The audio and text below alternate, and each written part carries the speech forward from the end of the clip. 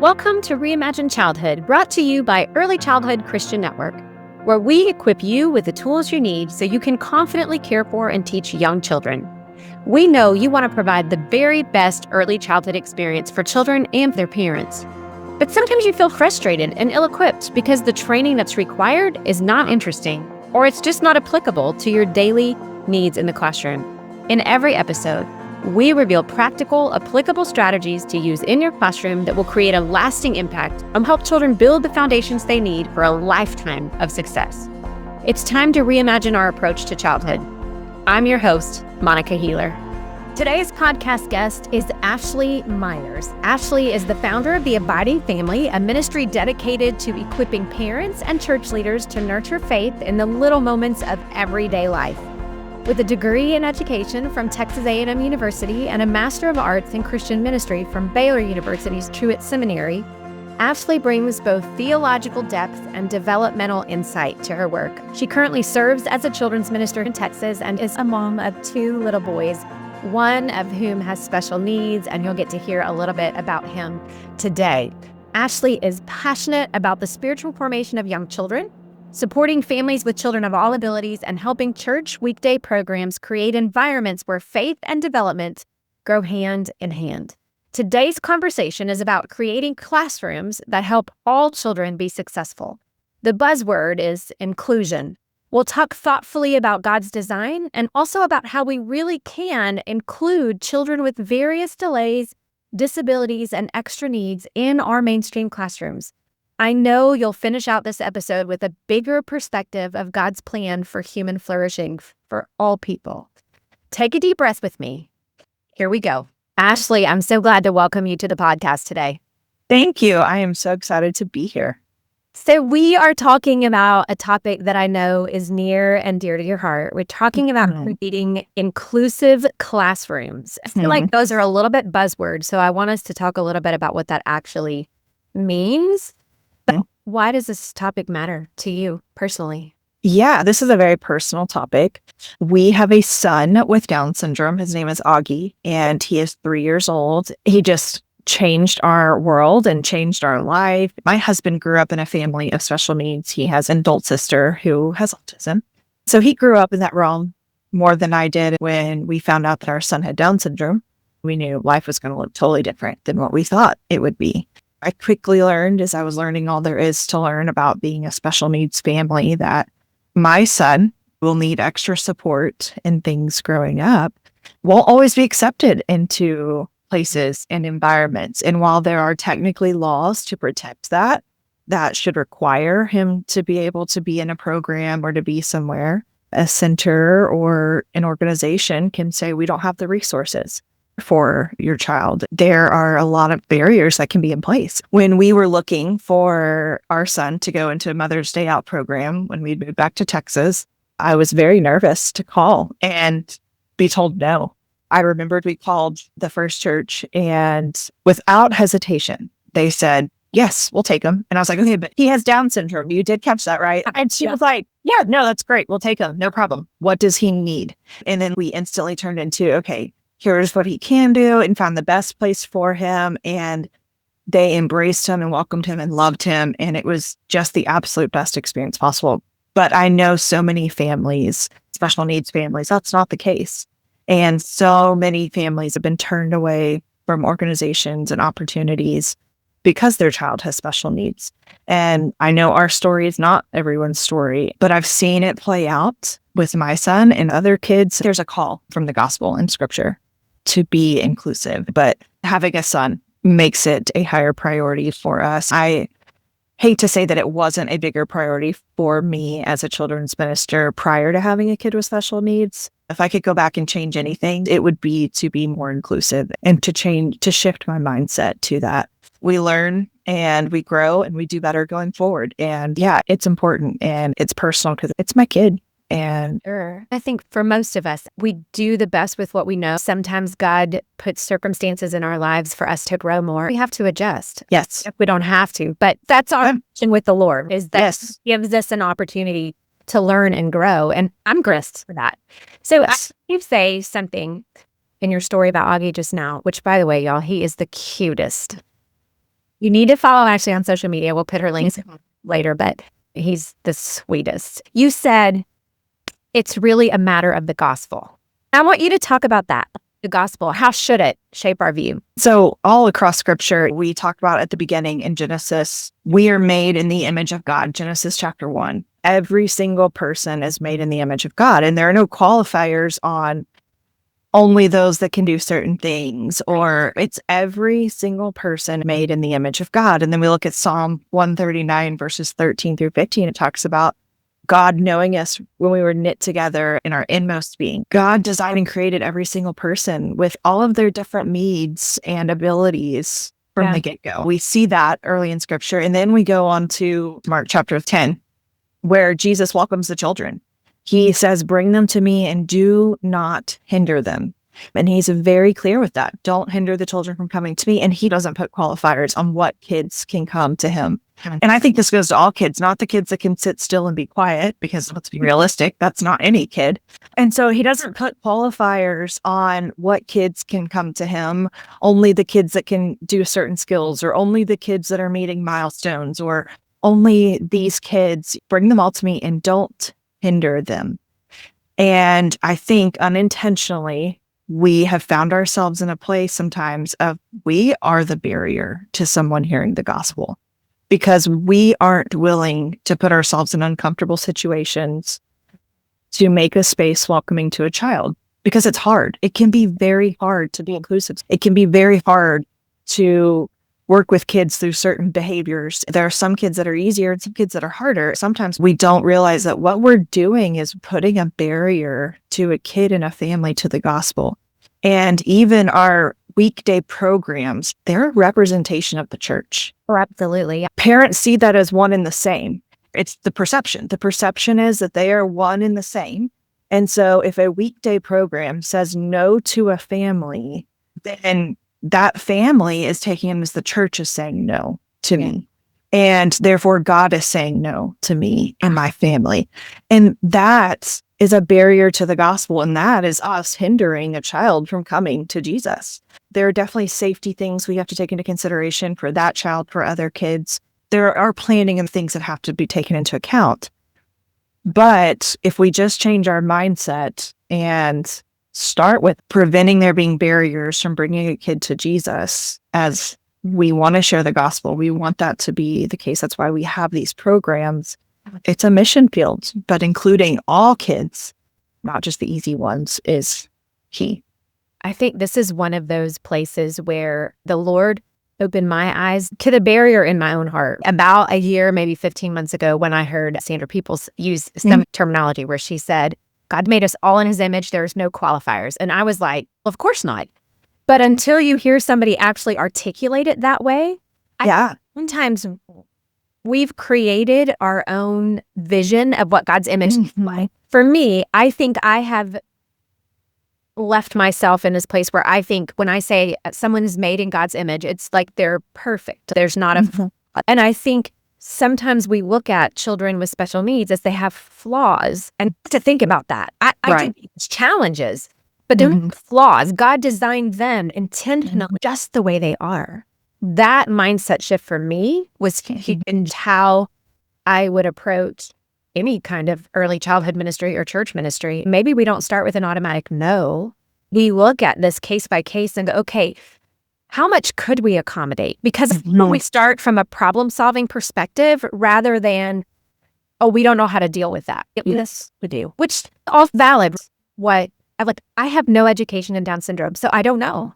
I am ignorant about that. And experiencing it in your home of helping your child navigate through therapies and all those things, I don't have that. So you need to help me do this about it. And I think if we can approach families in that way to say, I don't actually know, but we want to hear from you. Maybe we could accommodate some things. Really, we can figure out a way to drop some barriers. Yes, think about what we can do. What can we say yes to is huge. And acknowledging our own personal bias, and even acknowledging, I'm afraid of what may transpire from this. That first step of acknowledging why you are having a hard time saying yes could go so far. And then surrender that to God. Surrender those hesitations and fears to God and accept grace I struggled with guilt in my past of why wasn't I more open and welcoming to these situations, accepting that grace for myself, and that surrendering those fears to God and just saying, God, I need you to walk beside me in this. I need you to give me wisdom and direction. How do I not let my personal fears be a barrier? Let's talk a little bit about what some common needs that teachers might see in young children. Not all early childhood disabilities are as visible as quickly. Talk to me about what some common needs that teachers might see, and then how can we best respond when we notice something is a little bit different about a child? Yeah. So there's a lot of things we might see. Down syndrome is one of those that is diagnosed very early with a blood test. It's an easy diagnosis. It takes about a week to get a blood test back. Some genetic conditions, if a child was born prematurely, they're likely to have something along those lines. If there was any sort of heart condition, brain condition, any seizure, there's some things that can happen like that might make it more evident that a child has those needs. But then on the other spectrum, you have things such as autism and developmental delays and things like that are not diagnosed as quickly. There's a lot of steps to it, especially for our teachers in our weekday programs. They may be some of the first to notice. Autism is not diagnosed until the age of 2, typically, at least at the earliest. Even though we might start seeing signs younger and things that indicate, they typically don't diagnose until the age of 2. Some things that we might see are speech delays, developmental delays, as far as meeting those gross motor, fine motor milestones. We might see some sensory processing differences. So kids that get really overwhelmed with different environments. Now, we have to keep in mind some of that's just kids. And we sometimes forget how easily it can be to overwhelm even the neurotypical kid. You might see a kid doesn't socialize the same way that another kid does. But this is where it's so important to be aware of what those milestones are for kids, because a lot of times our teachers in these weekday programs become experts in that age group. I just the other day was talking to one of our teachers, and she's been teaching 2-year-olds for 20 years. You work with 2-year-olds for 20 years, you know what's typical. Exactly. Yeah. But there's plenty of our newer teachers and they're learning or they move around a lot. The CDC website is the basis for those developmental milestones. There's an app. Pretty much anything that you find is going to resource back to that website. This is where it's important to know what those are, not to stress people out, but in order to go, we may need to lean into something here. Some kids just are delayed to reaching things. That doesn't mean that there's a diagnosable disability.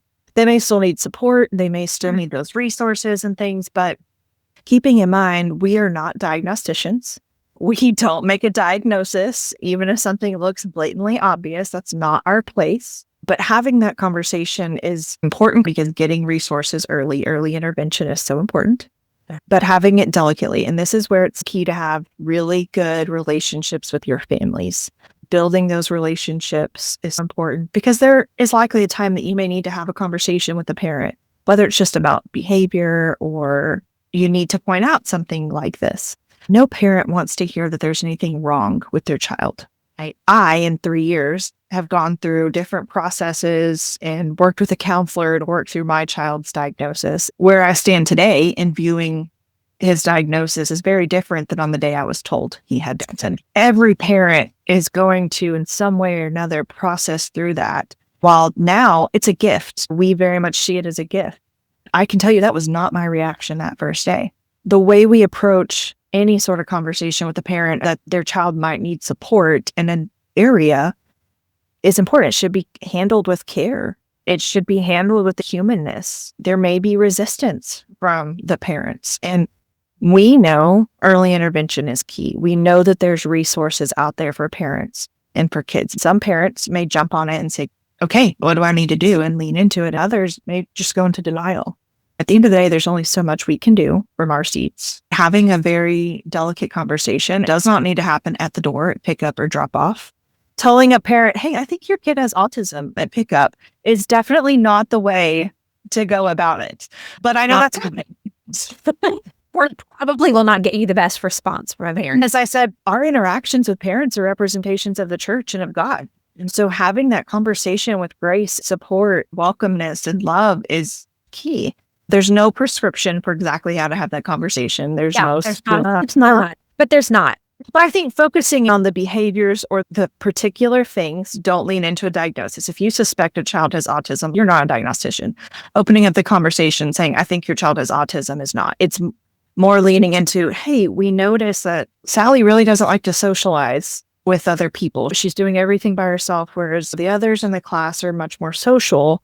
And that's caused some questions or whatever other things that we notice that are causing that concern. So we point out more so the behavior, and we encourage to go and talk to the pediatrician and to the medical professionals that can make that diagnosis. ECI is a fantastic resource in the state of Texas. Sure. Getting parents, they'll do a free evaluation and can help point to those things. I think it's important for us to state the facts when you're having a conversation with a parent. Instead of beating around the bush, document what you've seen.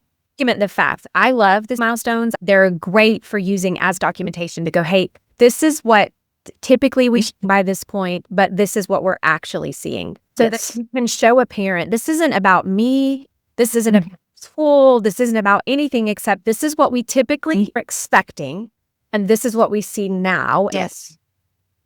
We want to partner with you. Use that kind of language. We love your child. We want to help it. Here are the places that we know are helpful. So ECI for kids under 3, and then to the school district, or there's lots. I wouldn't guess, like figure out, create yourself a list of these. Yes. Then our community would benefit these families with various like speech delays or motor skill development, like OTs and PTs. Like create a list for yourself in your program. So easy for you to refer parents out. Yes. Yes. Find a social worker within your community, because those social workers are going to know those resources. And so find a social worker. They're going to be able to tell you the ECIs, the school districts, that they're like what local things are available. That's their job, is to help connect that. And when you're trying to put together that, that's a great person to lean into. Let's get practical. What does it look like in a classroom? Yes, it is going to look different in every single room, but it essentially starts with saying yes. I approach this 3-phrase framework that I learned from Kim Botto, but she's another great resource to look into with inclusion in the church. But be kind, be curious, and be patient. Kindness goes so far. Even when a child's behavior is disruptive, when it's challenging, having kindness, just remembering that they are a human made in the image of God. If we set that as our approach, it's hard. I've been in a classroom full of 12 2-year-olds and 3-year-olds, and it's overwhelming sometimes. It could get hard. But taking that moment to remember, be kind. They are a child in the image of God. And I also talk about be curious. There's a reason behind every behavior. Yeah. What is it? I talk about sensory things with kids. Is our room visually overstimulating? Is the sound overstimulating? What is it that is causing this behavior? Kim told a story in this training that I've now shared multiple times of they had a little boy show up to their ministry, and he brought with him a bag of goodies. And a lot of us have a rule in our programs, and even in our church, we have no outside toys. Very common rule. We all know why it's there. It just causes problems. And so we have a rule of no outside toys. So this little boy came in and he had a bag of treasures. And when they said, hey, no outside toys, we'll keep it over here for you or send it with whoever brought him, caused this major meltdown and wouldn't go into the room, just shut down an extreme response from this little boy. Yeah. And so what would have been easy would say, okay, we can't come, we're being disruptive. But instead, they took a step back and said, why is leaving this toy causing such a big response?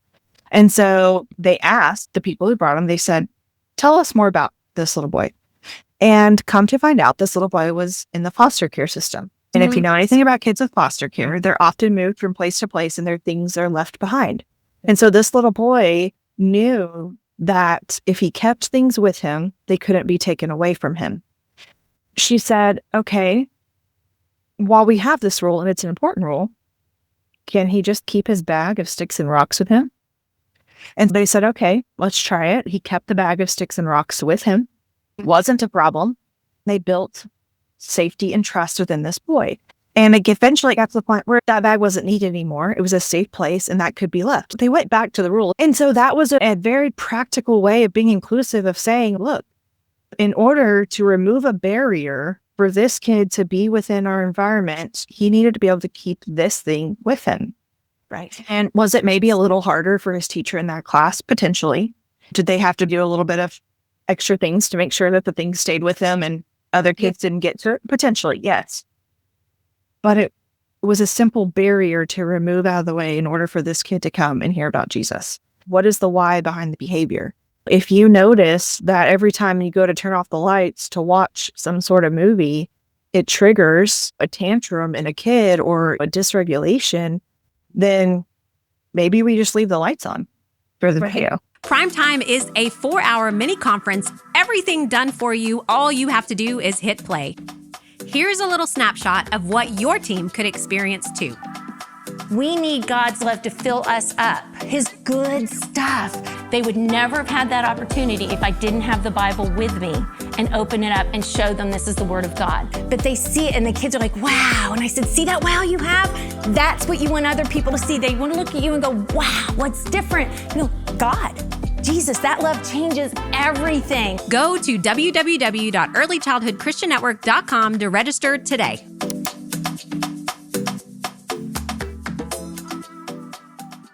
I'm a huge proponent of music in the classroom. It's important. But sometimes we have music playing in the background. We've got blocks crashing. Kids are playing at stations. We have all of these things going on that we get this auditory overstimulation. And we find that ends up being the time every day that someone goes into dysregulation. And so maybe it's as simple as saying, you know what? I can't necessarily prevent the blocks from crashing, but I can turn off the music. I can remove one layer. Can eliminate. Or maybe I make sure that we play with the blocks on the rug, or I put felt on the table. So start slowly assessing different things. We want our classrooms to be fun and bright and things on the walls. But before we know it, we've got something covering every inch of the wall, and it can visually be a lot. And so when we think about inclusion and we start asking why, this being curious, what is causing this? What can I then change about my room to be inclusive, to help a kid be more successful, to prevent dysregulation? One thing with my son in his classroom, he was having a hard time staying in circle time. Granted, they were 2-year-olds. That is just being 2. Exactly. And we know that a 2-year-old has an average attention span of about 4 minutes, but developmentally, he was closer to 18 months. So for him, it was even a little bit less, but he loved sitting in chairs. And so they said, what if we do circle time at the table? So instead of just adjusting Augie, the whole group moved and did circle time at the table. And so that was a first step in inclusion that included everyone, but it was very much for him. Then my son loved moving from chair to chair. And so his therapist, his ECI therapist, were there working with him one day, and his teacher said, hey, we're having a really hard time getting Augie to stay in one chair. Do you have any ideas? And which I thought was brilliant, them asking the therapist who was there, lean into that expert who's already there working with him. And that's what they're there to do. And the therapist said, put his picture, give him something that's identifying to him as his place. And his teacher could have easily made this little placemat with his picture just for him. And it would have been very obvious that he was the only one. But she took the extra step to make one for every child in the room. So when you dropped off and you saw these little placemats at the tables, I was like, oh, that's so cute. And the teacher, she goes, actually, that was for your kid. And she and I had a great relationship. And so it was, and I said, oh, really? Tell me. And so she told me, but I would have had no clue that was just for him because she included the whole class and it wasn't singling him out, but it was for him. Those changes of being at the table and the placemats, they were for him to help him be successful, but it included the whole class. And so just the little things like that we can do to make sure our kids can be successful, that is being inclusive. And then the last step is be patient. It's going to take time. You know, this was a journey over a whole school year of finding what worked and what didn't work. Moving up into the next year, it was able to then give his teachers, hey, these are things that we have found work for him and help him to be successful in his classroom. But it takes time to get there. And it takes time to develop those things that work for our kids. And so being patient, we're learning, these kids are learning. And if parents had an easy button for solving their kids' problems, they'd have already done it. Walking that journey with parents of finding out what works is hard and it takes patience. Talk to me a little bit about the importance of things like visual supports or calm down spaces. So visual supports can be key, especially for kids struggling with communication. They are nonverbal, delayed in language. Helping kids to see what their day is going to look can be huge. So doing like a visual schedule or doing a first then. First, we are going to have circle time and then we are going to have snack. Maybe they're anxious about when parents are coming to pick them up. So having a visual schedule of showing with those pictures so that way they can see as the day progresses, this is when mom or dad comes is so key. Labeling things with pictures is key. So that way they can go and put things back where they belong or go and find what it is that they're looking for. Giving different opportunities to communicate. Instead of insisting when we ask, what's the weather today? Instead of having to say, oh, it's sunny, maybe we put 3 pictures out. One is rainy, one is sunny, one has snow, and they point to what the weather is. And then a calm down space. I think some people, they get hung up and I can't be inclusive or have a special needs because we don't have a full sensory room and we don't have all of these things. And I get it. Like, I'm at a church right now where we don't have the resource to have full blown spaces. We just don't have the rooms available. But that can't be our barrier. We can have sensory corners. We can have little areas and things. That doesn't mean there may not be a time a child needs to step out, but have a space that's open to all kids, helping to regulate those emotions, keeping in mind that if a child is in dysregulation, we cannot teach in that moment. Their brain literally cannot take in information. And so working to regulate them, share your calm, get them to blow bubbles. We like to blow out the candles. And so we work on, okay, you're 3 years old, blow out 3 candles for me. Smell the flower. I like take a hand and put it and just make them breathe. Blowing bubbles makes you breathe. Helping a kid blow some bubbles. So getting them to regulate, we can address behavior, figure out what the trigger was, helping equip our kids with appropriate responses. We say, don't throw, don't hit. Okay, that's great, but what can they do? Don't throw the block, but let's take a breath. Let's breathe. Let's give this pillow a big squeeze. Giving them appropriate ways to work through what they're working through is key.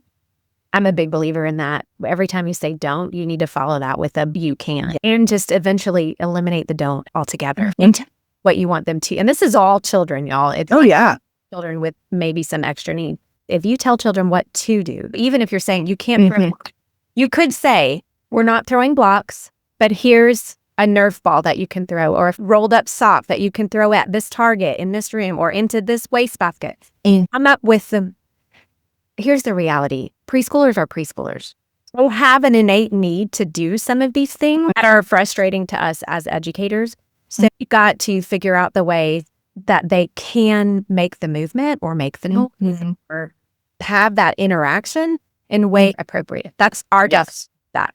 So I'm a big proponent of figure out what you want them to do before you think. Because if you're just saying come, I promise you they are very smart and they will come up with something else. Yes. And that goes for kids with extra needs or even ones that are nonverbal. Just because they're nonverbal doesn't mean they're non-hearing. And my son is mostly nonverbal. He's getting there, but it's very delayed. I've watched some of the teachers look at him and be like, what do I do? Talk to him just like any other kid. He can hear. So tell him what he can't do. Just because he can't respond to you verbally doesn't mean he's not hearing you. Sometimes we think we have to baby or treat them totally different because they have extra needs. They just need to be treated like a human being, just like the other kids in your class. And they can be held to expectations. They can be held to the expectation of following different rules and understanding where they may have a hard time and accommodating them in those moments. But also sometimes just treating them like a normal kid is a huge thing. Let's talk a little bit more about communication. I think that's a big thing when you have children whose speech is delayed. I had a child at my program that had apraxia, and so it was difficult to communicate. How can we adjust communication? Yeah, so like I was talking about, sometimes we get caught up in verbal answers, especially once kids develop language. We forget that pointing in pictures and things may be the best way of communicating or allowing for a nod, leaning into those sign language. And this is where it can be really helpful to teach sign language young. Having that as a key part of your program within your young kids is teaching them sign language because then they can grow on it. But using repeatable, clear phrases, first this and then this, keep it very short and simple. Pairing words with gestures instead of just saying, okay, everyone sit down, use sit down, stand up, line up, use your hands, use your body to help show what it is that you're wanting to do. Offer multiple ways to communicate a question. Allow them to point to something, give a nod, shake a head or a thumbs up or thumbs down instead of saying, what's the weather, and waiting on someone to say it. Say, is it sunny outside today? Yes or no. Give them a chance. Is it raining outside today? Yes or no. Giving different options and ways to choose. And keep in mind that the age appropriateness of development. And like I said, we know that development attention spans of a kid is twice their age. But keep in mind that a kid, just because their age might be 3, their developmental age might be that. So my son is 3 years old, but developmentally, he's closer to a 2-year-old. His attention span to sit and participate in something is going to be less. And so keeping that in mind and the ways and the expectations. And so now if I've set my mind shift of knowing, okay, developmentally, he's closer to 2 years old, I'm not going to get as frustrated because I know that this is normal for a 2-year-old. And so sometimes just our own expectations and shifting our own expectations can be huge in preventing frustrations. I think those are the times you can look at your rules. Should there be an exception? Yes. It's like the child carrying his bag of rocks and sticks. The rule is in place for a reason. That child needed an exception for a while. That was okay. Let's say with circle time or those group times, where who is really developmentally 2, while the rest of his classmates are 3. What can we do to still keep somewhat engaged? And if his attention span is, can you give him a fidget or something that helps you stay? Yes. Even if he's no longer really engaged, like he's Yes. in something else, he might be engaged in your lesson, but he's with the group. Yes. But you have to think through that. And again, I think that extra moment of effort from a teacher to say, no, I care about him being a part of our group. And I want to figure out, maybe I do need to make an exception that I have, expectation that I might expect these other kids to do that, but it's not fair for me to really expect it of everyone. Yes. And sometimes, and I know in the past, there's been a hard and fast rule of put the kid where they are developmentally. I really think that's not the case anymore. That may be the case for some kids, but what happens if we just keep them where they are developmentally? We are basically lowering the expectation for that kid, and we end up doing a hindrance. I've seen this with a lot of kids, even some that are very severely delayed and have severe autism. They pull up to their peers.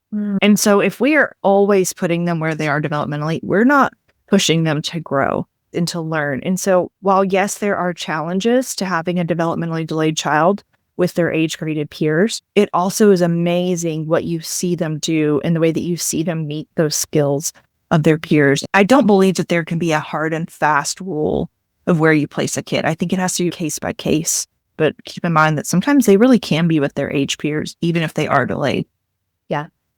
Talk to me. I feel like we've covered a lot of challenges about inclusion, you common barriers that you've seen either in the mom. It's hard when you have a kid in a full moment of dysregulation, throwing chairs, turning over a table, some of those more extreme behaviors, and you've got 10 other kids right there that you're needing to protect, navigate, whatever.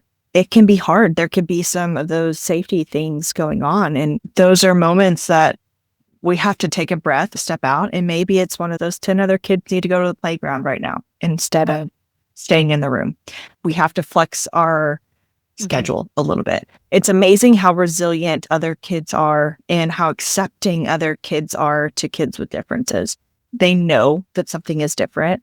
Those are some of the challenges dealing with big behaviors and navigating that, knowing that it's going to be hard to be accommodating. Our teachers are so busy as it is. Adding this other layer of being accommodating to a kid adds another layer of prep potentially and different challenges to our classes, different things we have to think through.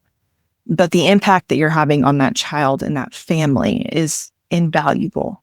Saying yes to that kid and saying yes to the extra steps. I was talking to a program director and she was like, our church is very special needs friendly, but our program, we don't have the resources. So you need to go back to your church and ask them to help support you with those resources. That may mean looking like hiring some extra support, some people that are come in and be some extra aides in classrooms. That may look like that.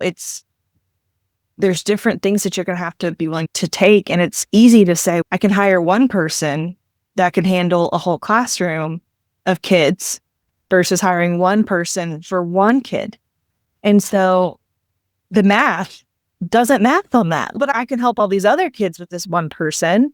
And so why would I dedicate them to just one child? And there's no good answer other than the gospel and this call to be inclusive and to love and welcome all kids should have the chance to come into our programs. Parents of kids with special needs, they can't just drop their kid off anywhere. And there's so many programs who don't have the backing of the gospel, who don't have that as their driving force, right? They don't have a real reason to say yes. Let the church, let our programs be the ones that say yes without hesitation, because that's our call. That's what we're commanded to do. It's going to be hard. It's going to require more of our budgets, of our times, of our resources. But going back to our churches and saying, hey, I know we're mostly self-sufficient fund-wise, but this is an area where we can minister and reach new families. Can y'all support us in that? Can you help provide us with some extra funds so I can hire this aide or whatever that may be? And so being willing to just get creative and looking through, because if you want to say no, you're going to find a reason to say no. Oh, for sure. Saying no is easy. Saying yes is going to require effort. Exactly. As you were talking, I thought like Matthew 25 is clear that Jesus says how you treated the least of these. Yes. Often it's easy for us to say yes to kids who are neurotypical, who come from families with no issues, which we know is there even such a thing? Exactly. From the outside, that's what it looks like when we first found that. I believe that the Lord puts people in our circle of influence, whether that's personally or as a church or as a weekday program. God puts people in our circles and He'll hold us accountable for what we did with them. Exactly. If we just said, sorry, we can't help you, I think at some point, and I don't say this to put a guilt trip on anybody, you've been clear that it's not an easy calling, but it's that we have to take that calling seriously and recognize that the Lord is a great provider. If we would step back for a minute and just say, okay, God, I don't know what to do. I don't know for this family. I don't know what to do for this child, really. Yeah. Help me find the people. Help me find the resources. Get to know a social worker. Get to know a play therapist. You have places to go to say, this is what I'm seeing and I'm not sure. Can you help with resources? If we just take that little bit of extra time and effort, it's part of your be kind, be curious, and be patient. If be kind, then be a little bit curious and go, okay, how could I solve this problem rather than this is a problem, we have no solution. It's more of a how could I accommodate? Is there a way that I could accommodate? Yes. I think we would come up with a lot of solutions. Yeah. And I get it. In a world of preschoolers, safety, state regulations, there's a lot that have to take priority in our programs. No doubt. And it can be hard to give blind yeses. I completely get that. Like here, I'm newer in my position, and I knew that special needs and inclusion was going to be a key cornerstone of this kids ministry because I have a kid with special needs and people will expect that. But I'm not an expert in all special needs. I know my kid, but I don't know all kids. And that's not my training.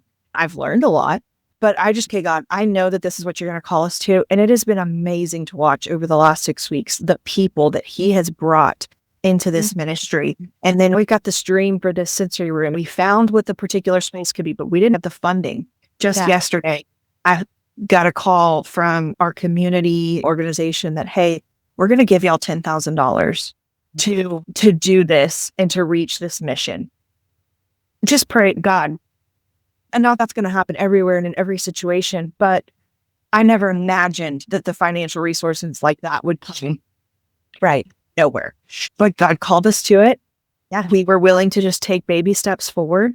It doesn't have to be turning things over overnight. It could just be a simple saying, yes, what can I do today in this moment? It's just a starting place for that conversation. So there's a lot we can do. I think we've covered a lot of ground today. Let me just ask you the final question that I ask everybody. Just called Reimagine Childhood. So one thing that you could reimagine about our approach to early childhood right now, what would it be? I really do think it is the mindset of inclusion and being willing to say yes. And as a very administrative person, I want things to be safe and taken care of. It can be hard to say yes to unfamiliar things, and it puts me in an uncomfortable situation. But being on the receiving end of directors saying yes to my kid has just meant the world. And I think that putting people over systems and things is important. We're bound by state licensing. We're bound by these other things that appropriately get our focus and our attention. But we sometimes get so caught up in those things that we forget the people and the mission and the call that we have. And that's how I would say if we could reimagine things, it would be the people and the call that we have. Ashley, thank you for sharing your with us. And also Yeah. from a ministry and a professional perspective, I feel Yeah. you are just a wealth for us. And what a blessing that God's connected us for this so that we can help resource other people who are trying to follow God's call. Thank you for having me. I appreciate it. This was such a powerful conversation, wasn't it? For many of us, it was a little bit uncomfortable in some places. There are several experiences that have really shifted my mindset regarding children with special needs in our programs. It's not easy to make exceptions. It's downright hard many days to manage a classroom full of neurotypical children. So adding in sensory needs, speech delays, and social challenges feels overwhelming, honestly. Let me remind you, though, the Lord has called you to the work you are doing today. He does not leave you hanging. While you may not have all the answers for every child, He is a God of unlimited resources.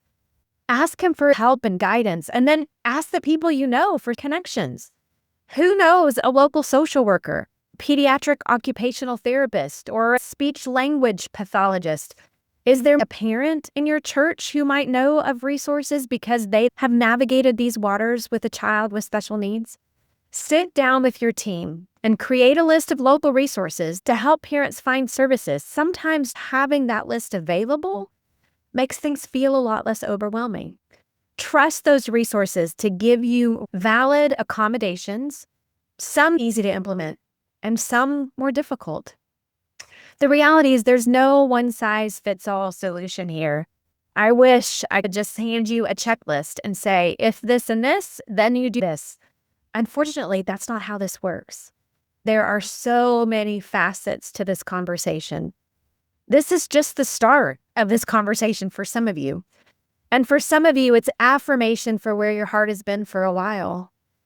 Wherever you stand today, we are here to help you take one more step forward. We've linked lots of resources in the show notes for this episode, so you may want to go check those out. The milestone lists are there. There's a link to a 3-part course that we have on our website for supporting families and children with special needs, created by a solid resource named Sandra Peoples, who's written several books on special needs ministry in churches and how we can accommodate those families.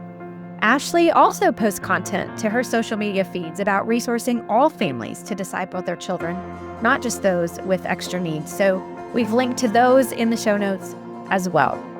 Thank you for how you support the families in your program today. The Lord sees your care and your dedication every single day. What you're doing is building your community, one family at a time. Good work. Thanks so much for listening to this episode of Reimagine Childhood with Early Childhood Christian Network, where you'll get practical ideas to implement in your classroom today. You might even be challenged to change your mind about a few things, and you'll always be reminded that your work matters. If you love this episode, would you subscribe and then share it with your coworkers, friends, and family? You can connect with us on a regular basis on Instagram at Early Childhood Christian Net. That's Early Childhood Christian Net. And on Facebook at Early Childhood Christian Network. Remember to visit our show notes for more great resources. We're so glad you're here. See you next time.